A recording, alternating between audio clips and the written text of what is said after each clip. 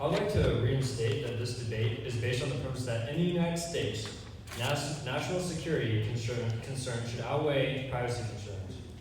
Most Americans like their privacy, as they should. It's a civil liberty of ours. But what happens when your life comes under threat? Which takes the back seat? On 9/11, our civil liberties, our lives, came under attack, and Americans lost their lives because there are terrorist organizations like Al-Qaeda and ISIS that target us. Should we let our government protect us? Yes, we would be foolish not to. Since 9/11, over 50 cases of threats to our lives have been foiled thanks to the defensive actions taken by the CIA, NSA, and the FBI. You may be asking, what grants us protection from the foreign and homegrown threats? The government has implemented policies such as the Patriot Act and the USA Freedom Act. The Patriot Act was quickly developed as an anti-terrorism legislation in response to September 11, 2001 attacks.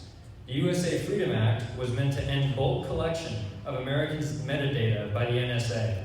It also ended the secret laws created by the FISA court and introduced a special advocate to represent public and privacy matters. Our protection, our lives, take precedence over your privacy. We have no privacy as a nation if the nation is being destroyed.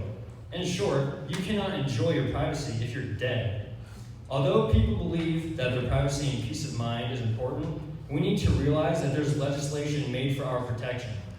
On top of the Patriot Act, the USA Freedom Act helps prevent the Patriot Act from infringing on American civil liberties. When signed into law on June 2nd, 2015, it allows the government to track suspected foreign terrorists for 72 hours after they enter the United States. Without our life, we have no privacy. Now, we can stray a little further and talk about our peace of mind. After all, that is the basis of privacy, being in your bubble, being safe. Some may see privacy and protection as a gun on your head. Others may see it as the local police. In this sense, instead of having to worry about arming yourself and taking your own actions of homegrown terrorist attacks, the government is doing it for you. They're the ones fishing through the evidence in order to weed out the possible terrorist attacks. If you're doing nothing wrong, you have nothing to worry about. With the government and our legal system, you can speak out if you believe your privacy is being invaded. One specific example was a man by the name of Dhihran Barrett, August 2004. 7 members of a terrorist cell led by Dhihran Barrett were arrested for plotting to attack the New York Stock Exchange and other financial institutions in New York.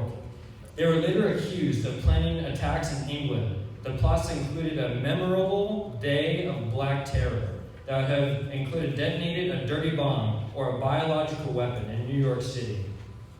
A July 2004 police raid on Barrett's house in Pakistan yielded a number of incriminating files on a laptop computer, including instructions for building car bombs.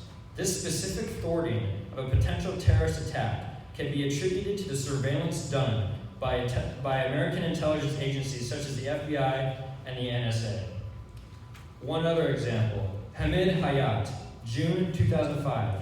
Hamid, a Pakistani immigrant, was arrested in Lodi, California after allegedly lying to the FBI about his attendance at an Islamic terrorist training camp in Pakistan.